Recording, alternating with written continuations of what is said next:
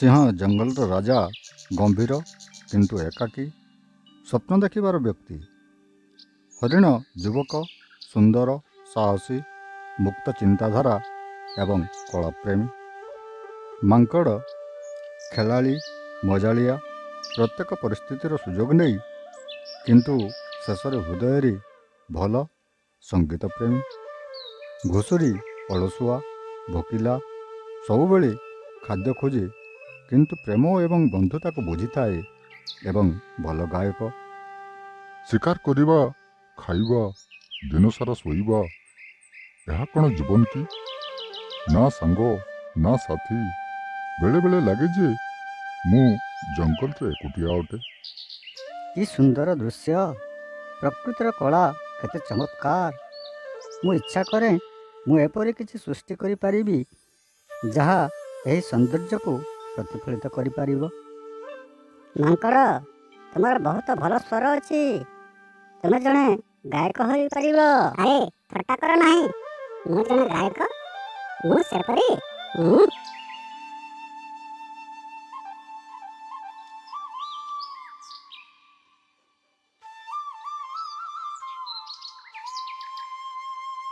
ଆଜିର ଶିକାର ସହଜ ମନ ହୁଏ।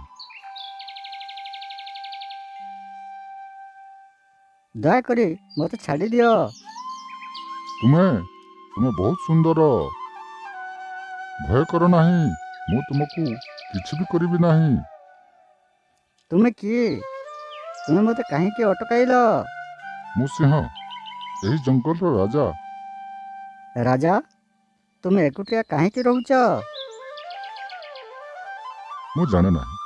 ମୁଁ ଭାବୁଛି ମୁଁ ଏକୁଟିଆ ରହିପାରିବି। ତୁମେ ଦେଖୁଛ, ସେ ମଧ୍ୟ ଜଣେ ମଣିଷ। ସେ ମଧ୍ୟ ପ୍ରେମରେ ପଡ଼ିଥାଏ। ହଁ ବନ୍ଧୁ, ଆଜି ଜଙ୍ଗଲରେ କିଛି ଅଲଗା ଘଟଣା ଘଟୁଛି। ବୋଧହୁଏ ଏହି ରାଜା ମଧ୍ୟ ସାଙ୍ଗମାନଙ୍କ ଆବଶ୍ୟକ କରନ୍ତି।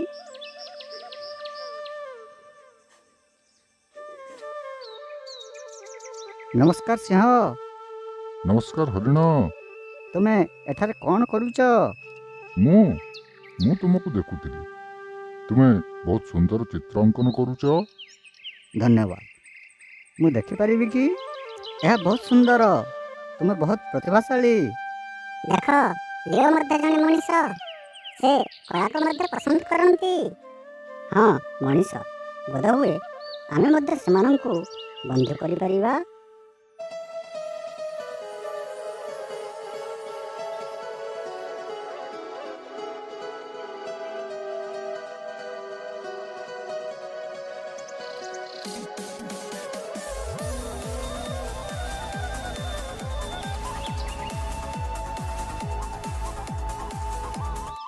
ବହୁତ ଭଲ ଗୀତ ଘୁଷୁରୀ। ତୁମର ସ୍ୱର ବହୁତ ମଧୁର ଅଟେ। ଧନ୍ୟବାଦ ହରିଣ। ଆଜି ବହୁତ ଭଲ ଦିନ ହୋଇଛି। ଧନ୍ୟବାଦ ସିଂହ। ମୁଁ ମଧ୍ୟ ଏହାକୁ ଉପଭୋଗ କଲି। ବର୍ତ୍ତମାନ ଠାରୁ ଆମେ ବନ୍ଧୁ, ଠିକ୍ ନା?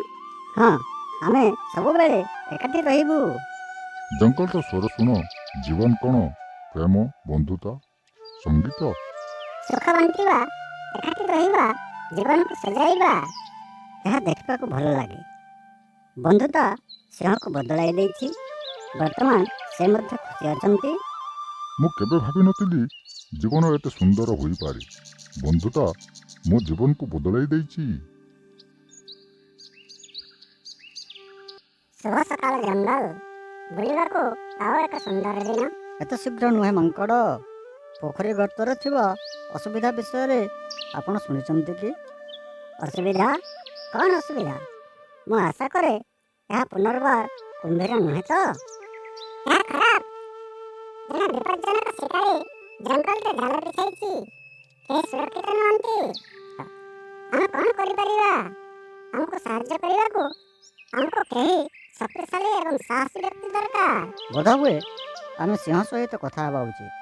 ଅନ୍ୟପଟେ ସେ ଏହି ଜଙ୍ଗଲର ରାଜା ଅଟନ୍ତି। କିନ୍ତୁ ସେ ଏତେ ଦୂରରେ ଅଛନ୍ତି। ସେ ରାଜା ହେବା ଦିନଠାରୁ ସେ ଆମର ଯତ୍ନ ନେବା ବନ୍ଦ କରିଦେଲେଣି। ଆମକୁ ଚେଷ୍ଟା କରିବାକୁ ପଡ଼ିବ। ଆସନ୍ତୁ, ତାଙ୍କ ପାଖକୁ ଯିବା। ଓହୋ, ସିଂହ ରାଜା, ଆମେ ଆପଣଙ୍କର ସାହାଯ୍ୟ ଆବଶ୍ୟକ କରୁ।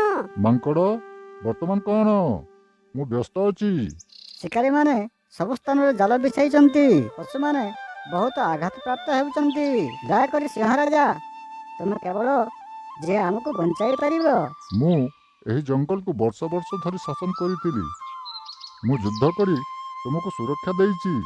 ବର୍ତ୍ତମାନ ମୁଁ ବିଶ୍ରାମ ନେବାକୁ ଯୋଗ୍ୟ। ଜଣେ ନେତା ହେବା କେବଳ ବିଶ୍ରାମ ବିଷୟରେ ନୁହେଁ, ଏହା ସମସ୍ତଙ୍କ ଯତ୍ନ ନେବା ବିଷୟରେ। ବୋଧହୁଏ ଆପଣ ଠିକ୍ କହିଛନ୍ତି। ଆସନ୍ତୁ ଏକାଠି ଏହି ସମସ୍ୟାର ସମ୍ମୁଖୀନ ହେବା। ଆମେ ଗଛ ଦେଇ ଘୁଞ୍ଚି ଯାଇ ଡାଳଗୁଡ଼ିକୁ ଚିହ୍ନି ପାରିବା। ଏବଂ ମୁଁ ପଶୁମାନଙ୍କୁ ବିପଦପୂର୍ଣ୍ଣ ସ୍ଥାନରୁ ଦୂରେଇ ନେବି। ମୁଁ ଜାଲ ଖୋଲିବି, ତେଣୁ ଅନ୍ୟ କେହି ଧରାଯିବେ ନାହିଁ। ମୁଁ ଉଚ୍ଚରେ ଉଡ଼ିବି ଏବଂ ଶିକାରୀଙ୍କ ଉପରେ ନଜର ରଖିବି। ଭଲ ଚିନ୍ତାଧାରା। ଆବଶ୍ୟକ ହେଲେ ମୁଁ ଶିକାରୀ ସହିତ ମୁହାଁମୁହିଁ ହେବି। ଏକତ୍ର ଆମେ ଏହା କରିପାରିବା। ନଦୀ ନିକଟରେ ଜାଲ ଦେଖାଗଲା। ପାଇଛି, ଚାଲ ଏହାକୁ ହଟାଇବା। ନଦୀଠାରୁ ଦୂରେଇ ରୁହ, ସମସ୍ତେ ଦୂରେଇ ଯାଅ। ଅନ୍ୟ ଏକ ଜାଲ ଅକ୍ଷମ ହେଉଛି, ମୁଁ ଖୋଲି ପାରୁନାହିଁ। ଶିକାରୀ, ବର୍ତ୍ତମାନ ମୋର ଜଙ୍ଗଲ ଛାଡ଼ିଦିଅ କିମ୍ବା ଏହାର ପରିଣାମର ସାମ୍ନା କର। ତାହା ନିକଟତର ଥିଲା। ଏଠାରେ ଆଉ ଏକ ଜାଲ ଅଛି। ଘୁଞ୍ଚନ୍ତୁ ନାହିଁ। ଘୁଷୁରୀ, ଆପଣ ସାହାଯ୍ୟ କରିପାରିବେ କି? ପାଇଲି, ତାହା ଏକ ଚତୁରତା ଥିଲା। ଭଲ ଦଳଗତ କାର୍ଯ୍ୟ। ଚାଲ ତୀକ୍ଷ୍ଣ ରହିବା, ସମସ୍ତେ ସଜାଗ ହେବା। ବର୍ତ୍ତମାନ ପାଇଁ ସବୁ ସ୍ପଷ୍ଟ। ସମସ୍ତେ ସୁରକ୍ଷିତ ରୁହନ୍ତୁ। ଜଙ୍ଗଲର ସୁରକ୍ଷା ପାଇଁ ସମସ୍ତେ କିପରି ଏକ ଭୂମିକା ଗ୍ରହଣ କରନ୍ତି, ତାହା ଆଶ୍ଚର୍ଯ୍ୟଜନକ ଅଟେ। ସେ ଫେରି ଆସିଛନ୍ତି। ଶିକାରୀ ଫେରିଗଲା। ଏଥର ଆମେ ଏହାକୁ ଭଲ ପାଇଁ ଶେଷ କରିବୁ। ସମସ୍ତେ ଆପଣମାନଙ୍କର କଥାକୁ ସମ୍ମାନ ଦେବେ। ଆମେ ଆଉ ତୁମକୁ ଭୟ କରୁନାହୁଁ। ତାହା ନିଅ। ବର୍ତ୍ତମାନ ଠାରୁ ଆଉ କେବେ ବି ଏଠିକି ଫେରିବ ନାହିଁ। ଏହି ଜଙ୍ଗଲ ପୁଣି ସୁରକ୍ଷିତ। ଆସନ୍ତୁ ଏହାକୁ ପୂର୍ବ ଅପେକ୍ଷା ଆହୁରି ଭଲ କରିବା। ଆମେ ସମସ୍ତେ ଏକାଠି କାମ କରିବା ସହିତ ଜଙ୍ଗଲ ଶୀଘ୍ର ଭଲ ହୋଇଯିବ। ନା ଜାଲ, ନା ଶିକାରୀ, କେବଳ ଶାନ୍ତି। ଏବଂ ଏହା ସମସ୍ତଙ୍କ ସାହସ ଏବଂ ଦଳଗତ କାର୍ଯ୍ୟ ପାଇଁ ଧନ୍ୟବାଦ। ଆସନ୍ତୁ ସଜାଗ ରହିବା। ଜଙ୍ଗଲ ଶକ୍ତିଶାଳୀ କାରଣ ଆମେ ଏକାଠି ଠିଆ ହୋଇଥାଉ। ମନେ ରଖ, ଏକାଠି କାମ କରିବା ହେଉଛି ଚାବି। ଏବଂ ଆପଣ କେଉଁଠାରେ ଝୁଲନ୍ତି ସର୍ବଦା ଦେଖନ୍ତୁ। ତୁମେ ଏହି ଜଙ୍ଗଲର ଭବିଷ୍ୟତ। ଏହାକୁ ଭଲ ଭାବରେ ରକ୍ଷା କରନ୍ତୁ। ଏହା ସମସ୍ତଙ୍କୁ ସ୍ମରଣ କରାଇବ ଯାହା ଆମେ ଏକାଠି କରିଛୁ। ତୁମେ କହୁଛ ପ୍ରତ୍ୟେକ ଥର ମାଙ୍କଡ଼। ଆସନ୍ତୁ ଏହି ମୁହୂର୍ତ୍ତକୁ ସମ୍ମାନ କରିବା। ଆମେ ଏହାକୁ ତିଆରି କରିଅଛୁ। ମୁଁ ଏହି ଜଙ୍ଗଲକୁ ଏବଂ ଏଥିରେ ଥିବା ସମସ୍ତଙ୍କୁ ସୁରକ୍ଷା ଦେବାକୁ ପ୍ରତିଜ୍ଞା କରୁଛି। ଏବଂ ଆମେ ତୁମ ସାଥିରେ ସବୁବେଳେ ରହିବାକୁ ପ୍ରତିଜ୍ଞା କରୁଛୁ। ଏକତ୍ର ଆମେ ରହିବା। ପ୍ରକୃତ ନେତୃତ୍ୱ ଅନ୍ୟମାନଙ୍କର ଯତ୍ନ ନେବା ଏବଂ ସମସ୍ୟାର ସମାଧାନ ପାଇଁ ମିଳିତ ଭାବରେ କାର୍ଯ୍ୟ କରିବା। ଏକତା ଏବଂ ଦଳଗତ କାର୍ଯ୍ୟ ଯେକୌଣସି ଆହ୍ୱାନକୁ ଦୂର କରିପାରିବ।